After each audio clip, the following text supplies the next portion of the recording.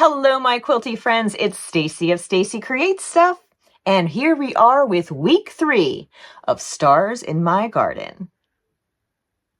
This week, we are making the Road to Oklahoma block. It's a fun one to do, and it just involves squares and some half-square triangles. In this video, I will be showing you how to do half-square triangles, but if you want more information, I recorded a whole tutorial on half-square triangles and flying geese units that's available on my channel. There'll be a link in the description below. Let's get started. All right, let's take a look at block number 3.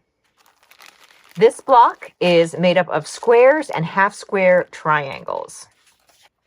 In this kit, we have 2.5-inch squares in green, medium pink, dark pink, and light pink. And then we also have 3-inch squares in the light pink and the dark pink. And these we're going to turn into half-square triangles.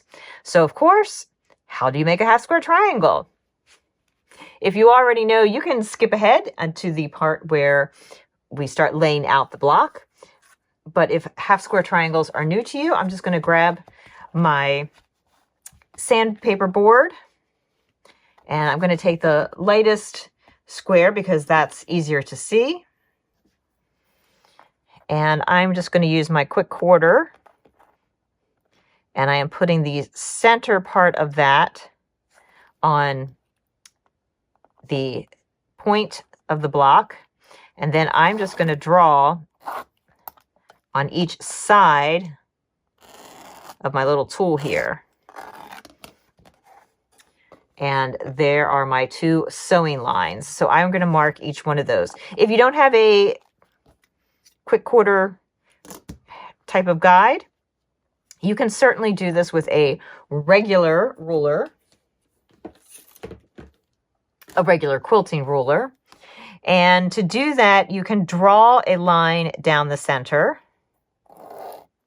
And then you're just going to go over 1/4 inch on each side of that. So I'm going to make this line a little bit darker than the very light one that I drew down the center, because I'm not sewing on the dead center. I'm sewing on each side. There we go. So there you can see that as well. So I'm going to mark all of the light pink ones and pair those up with the dark pink. I'll sew just inside this line. I'm going to sew towards closer to the center part as opposed to over that way, towards the point. That just gives me a little extra leeway for when I go to trim this down and get a 2.5-inch little block out of that. So you get 2 half-square triangles out of each pair of light and dark. All right, let's go sew those, and I'll check right back with you. And now I have all of the half-square triangles cut and pressed. So there would have been 2 together. Cut them apart, press open. But now I need to trim them. All right, I like to use my little rotating mat. It is not necessary. You can certainly do it on a non-rotating mat, and you'll just have to move your pieces. And I'm also using a bias square ruler, but you can also use a regular ruler, and I will show you that in just a moment. These need to finish at 2.5, so I am going to place the diagonal on the diagonal of my block, and I'm just making sure that the edges of my square are going past the 2.5-inch mark. And I'll make the first cuts. And then I'm going to come through here. And now to make the second set of cuts, again, lining on the up on the diagonal, and then also making sure that I'm on the 2.5 inches marks on that.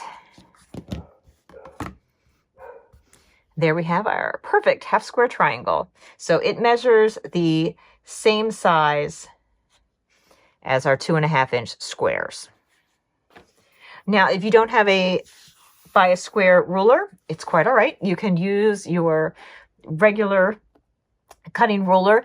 This is a 12-inch one just for ease of moving around, but you can certainly do it with the 24-inch one as well. There is a 45-degree angle on the ruler, and you're going to place that 45-degree angle on the diagonal of the block. And again, I'm making sure that that 2.5 inches is this mark here, and I do have fabric beyond that. So I trim that off.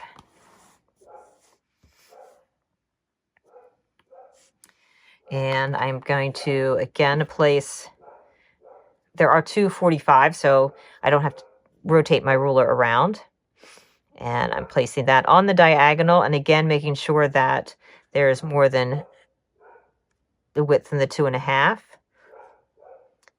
I'm just trying to trim off the least amount on these first cuts.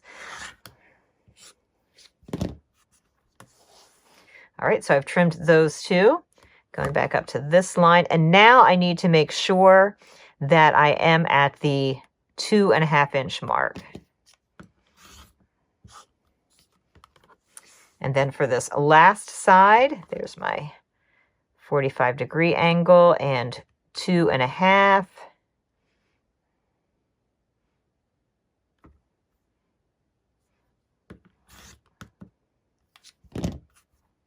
And another perfect half square triangle. So you can see that you can use any ruler that has a 45-degree angle on it. It does make it a little easier with the buy a square ruler, because I can easily cut two sides before I have to rotate either the mat or the square. All right, let's get all those cut, and then we will lay out the block. All right, now that we have our half square triangles, let's go ahead and lay out our block. So there's a nice center diagonal of green squares.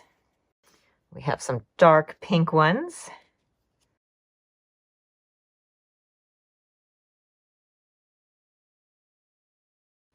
Medium pink in the opposite corners. Light pink down there. And then our half square triangles make a sort of little tulip shape here with the light pink. And we get our lovely block.